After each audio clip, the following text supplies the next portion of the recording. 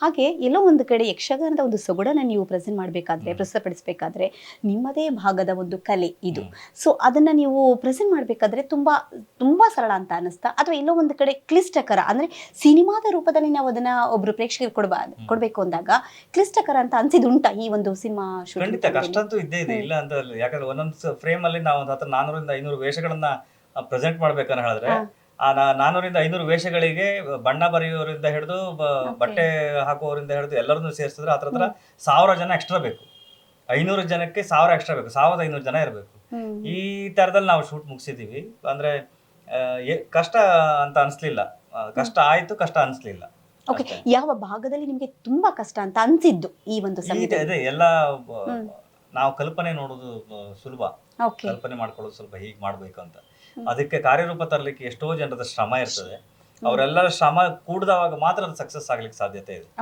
Cinema shoot ಮುಗ್ದಾಗ ಮೇಲೆ ನಮ್ಗೆ ಗೊತ್ತಿತ್ತು ಇದು ಸಕ್ಸಸ್ ಆಗಿದೆ ನಮ್ದು ಅಂತ.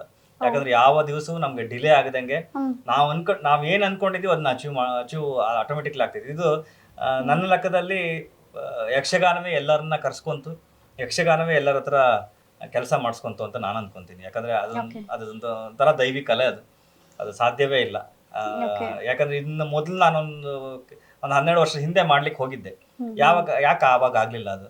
ಸೊ ಒಂದು ಸಮಯ ಅಂತ ಬರುತ್ತೆ, ಆ ಸಮಯ ಬರೋ ತನಕ ಕಾಯ್ಬೇಕು. ಅದು ನನ್ನ ಹತ್ರ ಕೆಲಸ ಮಾಡಿಸ್ಕೊಟ್ಟಿದೆ. ಓಕೆ, ಈಗ ನಿಮ್ಮದು ನಮ್ಮ ಇಡೀ Indian south Indian film industry Bollywood ಎಲ್ಲ ತಗೊಂಡಾಗ ಡಿಫ್ರೆಂಟ್ ಜಾನರ್ ಅಲ್ಲಿ ನೀವು ಸಿನಿಮಾದ ಮ್ಯೂಸಿಕ್ ಪ್ರೆಸೆಂಟ್ ಮಾಡಿದ್ದೀರಾ, ಕಂಪೋಸಿಂಗ್ ಮಾಡಿದ್ದೀರಾ. ಆದ್ರೆ ದಿಸ್ ಯಕ್ಷಗಾನ ಇದು ಸ್ವಲ್ಪ ಬೇರೆದೇ ಜಾನರ್. ಸೊ ಹಾಗಾಗಿ ಇದಕ್ಕೆಂದ್ರೆ ನಿಮಗೆ ಸಮಯಾವಕಾಶ ತುಂಬಾ ಜಾಸ್ತಿ ಲೆಂತಿ ಅಂತ ಅನಿಸ್ತಾ ಅಥವಾ ವೆರಿ ಶಾರ್ಟ್ ಪೀರಿಯಡ್ ಅಲ್ಲಿ ಮುಗಿಸ್ತಂತಹ ಚಿತ್ರನ? ನಾವು ಟೈಮ್ ತಗೊಂಡಿದ್ವಿ, ನಾವು ತುಂಬಾ ಸಮಯ ಟೈಮ್ ತಗೊಂಡಿದ್ವಿ. ಯಾವುದಕ್ಕೂ ಶೂಟ್ಗೂ ಕೂಡ ಪ್ಲಾನ್ ಮಾಡ್ಕೊಂಡು ತುಂಬಾ ರೀಶೂಟ್ಗಳು ಮಾಡಿದ್ದೀವಿ. ಆರ್ಟಿಸ್ಟ್ಗಳನ್ನ ಕಡಿಮೆ ಮಾಡ್ಕೊಂಡು ಎಲ್ಲೂ ನಾವು ಕಾಂಪ್ರಮೈಸ್ ಅಂತ ಆಗ್ಲಿಲ್ಲ. ನನ್ನ ಜೀವಮಾನದಲ್ಲಿ ಇದೊಂದು ನನಗೊಂದು ಬಂದಂತ ಅವಕಾಶ. ಏನೇ ಮಾಡಿದ್ರು ಪ್ರತಿಫಲಾಪೇಕ್ಷೆ ಇಲ್ಲದೆ ಮಾಡ್ಬೇಕಂತೆ. ಅದು ಏನು ಬರುತ್ತೆ ಪಾಲಿಗೆ ಅದನ್ನ ಕಣ್ಣಿಗೆ ಒತ್ಕೊಬೇಕು.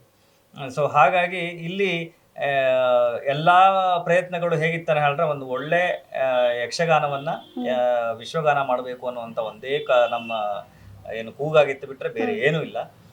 ಇದನ್ನ ಎಲ್ರಿಗೂ ಪರಿಚಯ ಮಾಡಿಸ್ಬೇಕು. ಎಲ್ಲಾ ಕಡೆಯ ಭಾಗದವರು, ನೀವು ಹೇಳಿದ್ರೆ ಕರಾವಳಿಗೆ ಮಾತ್ರ ಸೀಮಿತ ಇದೆ ಅಂತ ಹೇಳಿದ್ರಿ, ಅದು ಹಾಗಾಗ್ಬಾರ್ದು. ಇದು ಕರ್ನಾಟಕದ ಕಲೆ. ನೀವು ಎಲ್ಲೇ ಏರ್ಪೋರ್ಟಿಗೆ ಹೋಗಿ ಎಲ್ಲೇ ಯಾವ ಕಡೆಗೆ ಹೋದ್ರು ಯಕ್ಷಗಾನದ ಗೊಂಬೆನೇ ನಿಲ್ಸಿರ್ತಾರೆ, ಬೇರೆ ಯಾವುದೂ ಇಲ್ಲ. ಕರ್ನಾಟಕದ ಕಲ್ಚರ್ ಅದು. ಸೊ ಹಾಗಾಗಿ ಅದು ಪ್ರತಿಯೊಬ್ಬರಿಗೂ ಗೊತ್ತಾಗೋ ತರ ಆಗ್ಬೇಕು, ಅದ್ರದ್ದು ಆಳ ಗೊತ್ತಾಗ್ಬೇಕು.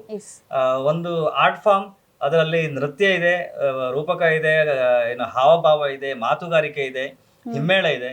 ಇದೆಲ್ಲವೂ ಆರ್ಟ್ ಫಾರ್ಮ್ ಒಂದೇ ಪ್ಲೇಸ್ ಅಲ್ಲಿ ಇರುವಂತದ್ದು. ಇಡೀ ಪ್ರಪಂಚದಲ್ಲಿ ನೀವು ಹುಡುಕಿ ಬನ್ನಿ, ಯಕ್ಷಗಾನ ಒಂದೇ. ಅದು ಬಿಟ್ರೆ ಬೇರೆ ಏನಿಲ್ಲ, ಯಾವ್ದ್ರಲ್ಲೂ ಇಲ್ಲ. ಎಲ್ಲದರಲ್ಲೂ ಒಂದ್ ಕಮ್ಮಿ ಇರುತ್ತೆ, ಇನ್ನಾದ್ರೂ 2 ಕಮ್ಮಿ ಇರುತ್ತೆ. ಅಷ್ಟು ಇರುವಂತ ಏಕೈಕ ಕಲೆ ಇದು ಕರಾವಳಿಗೆ ಮಾತ್ರ ಸೀಮಿತ ಅಲ್ಲ, ಇದು ಸೀಮಾತೀತ ಅಂತ ಹೇಳ್ತಾ ಖಂಡಿತ. ಯಾಕಂದ್ರೆ